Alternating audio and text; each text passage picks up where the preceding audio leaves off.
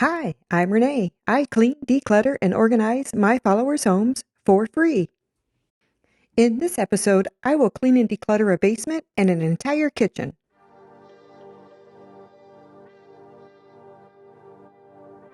I will do before and afters after each section is completed.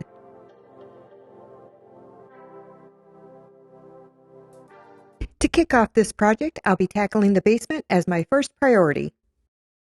I encountered some major camera issues along the way in the beginning. However, to keep the momentum going, I'll fast forward a few hours and jump right into the action as if I had made some progress.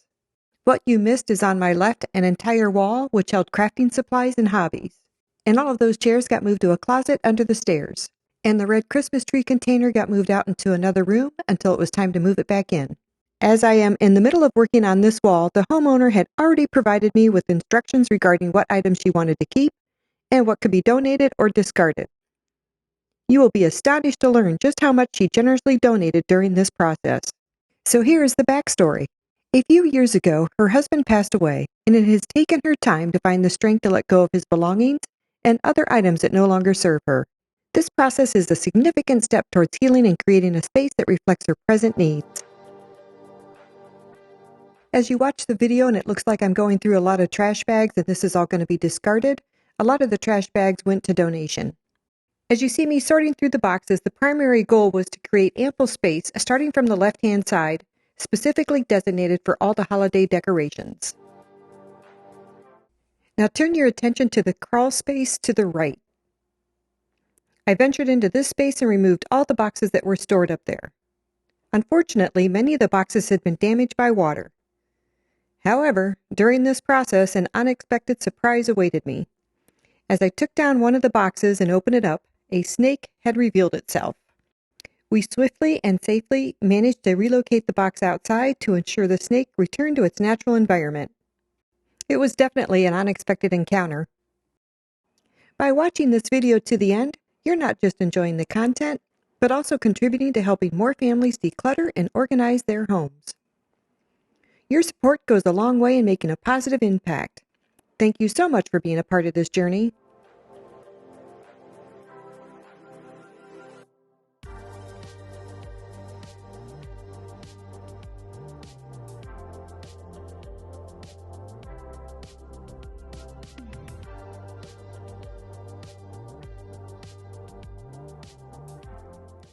As I delve into these containers, you'll quickly notice that they are like junk drawers on steroids, packed with miscellaneous items, trinkets, and odds and ends. There is a wide range of items that have accumulated over time.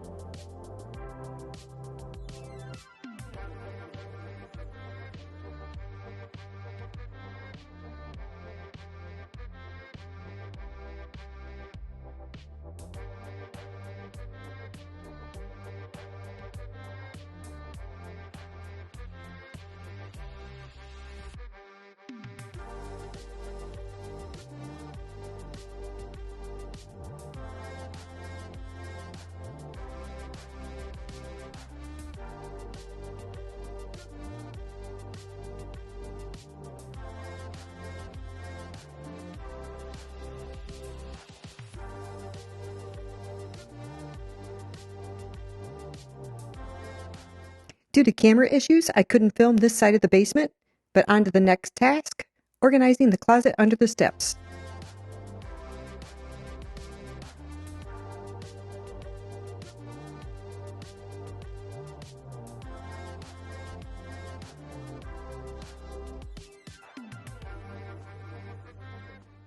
This is where all those folding chairs are going to go.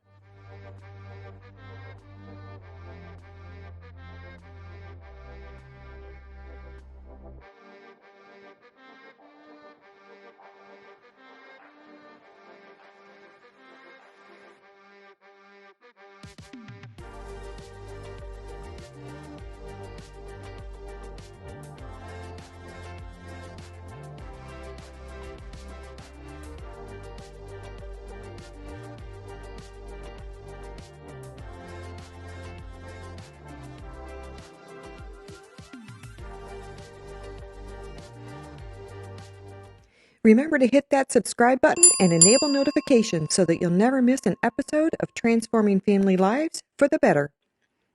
Stay connected and be part of the positive change.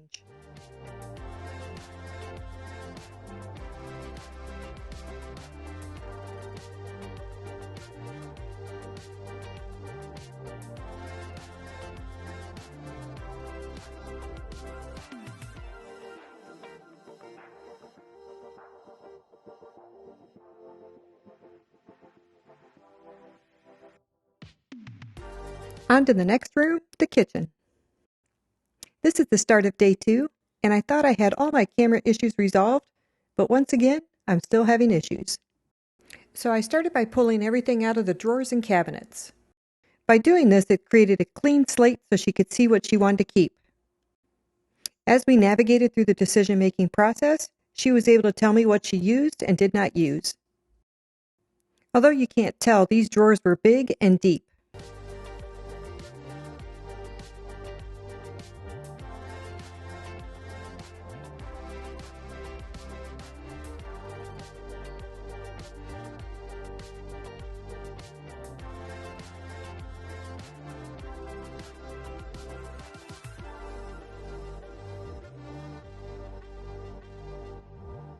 Now that I finished organizing those drawers, it's time to move on to the plastic container drawers.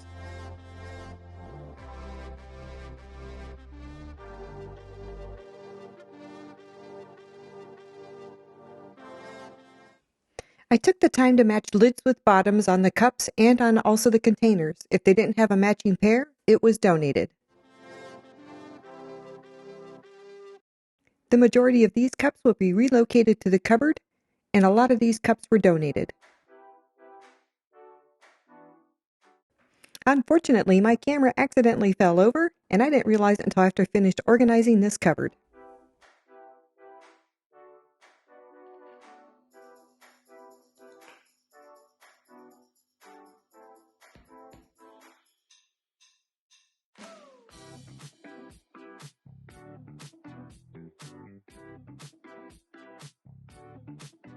Moving on to the next cabinet. As I continue throughout the kitchen, I continue to empty out cabinets, drawers, and shelves.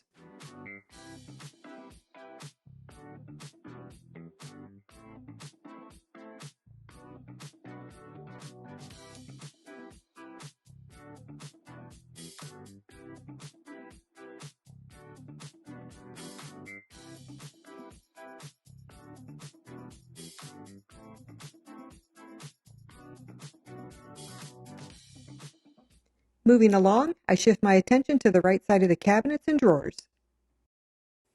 As I'm going through this process of organizing, if I stumble upon items that belong in the drawers or cabinets that I've already sorted, I make it a point to put them back into their proper places. As you see, I'm taking out food that looks like it doesn't belong in this cabinet, so I'm setting it aside for when I get to the food cabinets.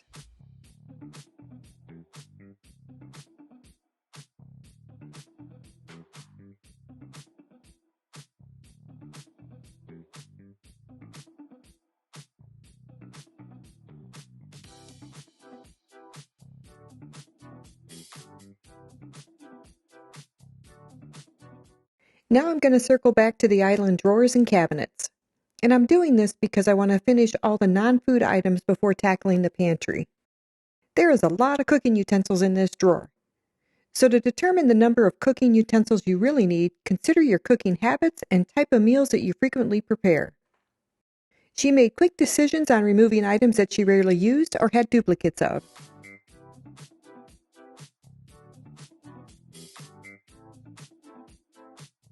The same concept applies when it comes to silverware. Again, consider your dining habits and essential pieces of everyday use.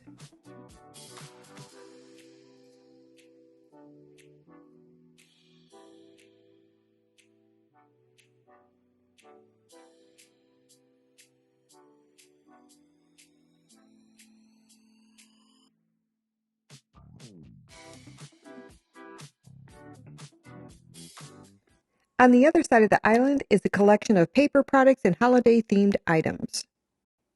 To keep things organized, the holiday items I packed up and stored them in plastic containers that will go in the basement.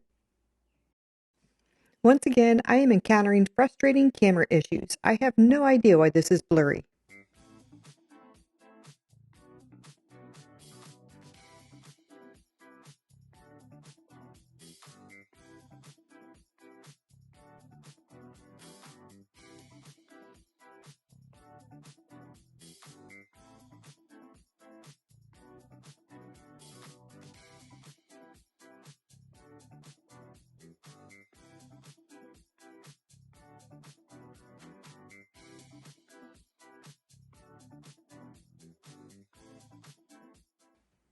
So this portion is going to be very anticlimactic. Despite the lack of photographic evidence, this was cleaned and organized. I'm sorry to say there are no after pictures on this section. On to the next cabinets by the sink.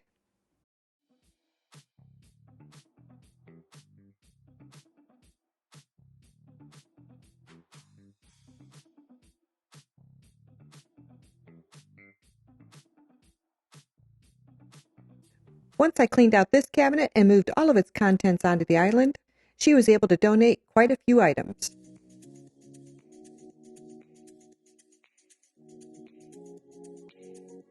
Time to delve into underneath the sink. What I'm doing here is putting all the items on the island countertop.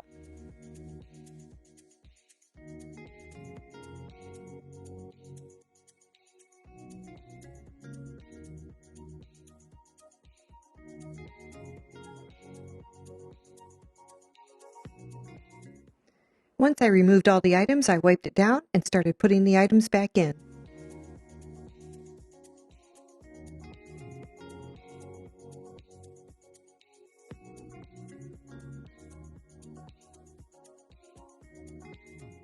Heading back to the island, I swiftly conquered the pan cupboard. Right next to the pan cupboard was the island sink cabinet.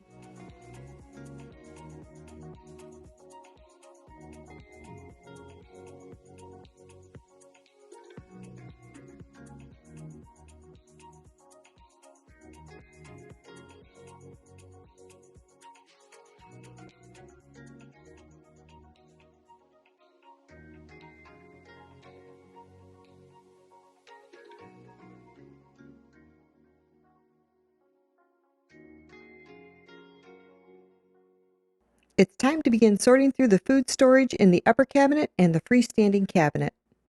Of course, I'm armed with my trusty magnifying glasses, and I'm ready to dive in. If you're interested, I've included a link in the description below where you can find a pair on Amazon. I anticipate about receiving comments about the distinction between food expiration dates and sell-by dates.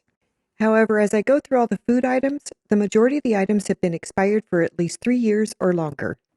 If the homeowner requests removal of expired items by their expiration dates, that's what I make sure I do.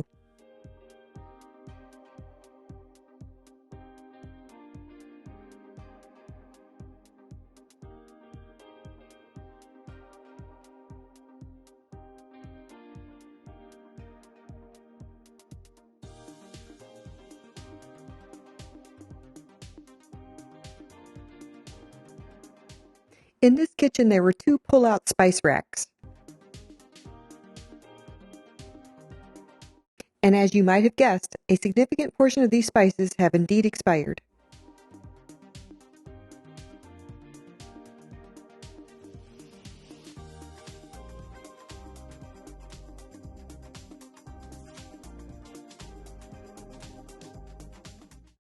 The spice rack was completely emptied. Now it's time to move on to the freestanding pantry. I removed all the food out of the pantry and put it on the island.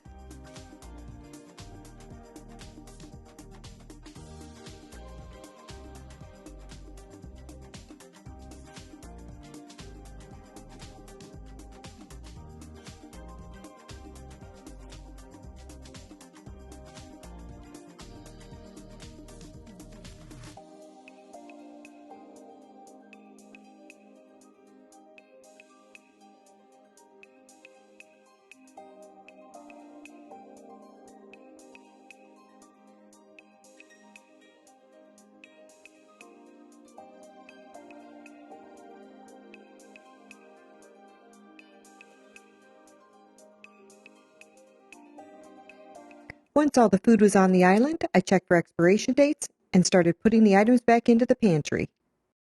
I prioritized putting the lighter items on the top shelf of the pantry. This is to minimize the potential harm or discomfort if any of the items were to accidentally fall onto someone. This fantastic standalone pantry had a slide-out shelving unit specially designed for cans.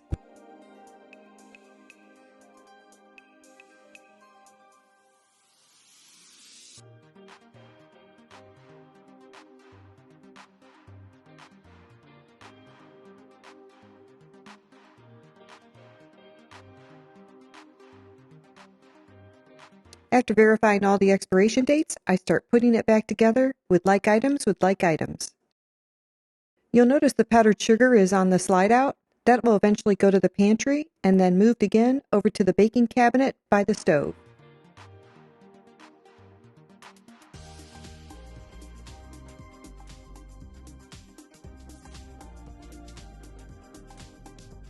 Once again, as I'm pulling everything out, she's letting me know what is keep, donate, or trash.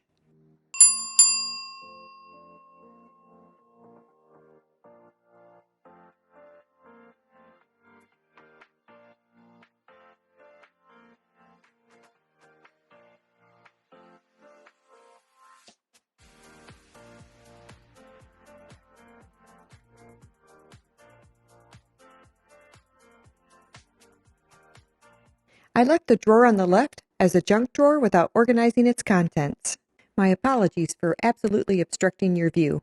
I turned the candy drawer into another plastic wrap aluminum foil drawer.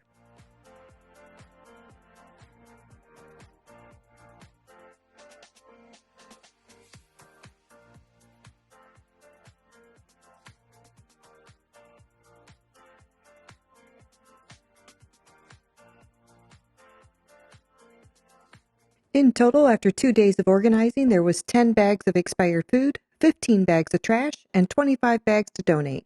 Thank you so much for watching. The next video is ready for you to watch, and I'll see you there.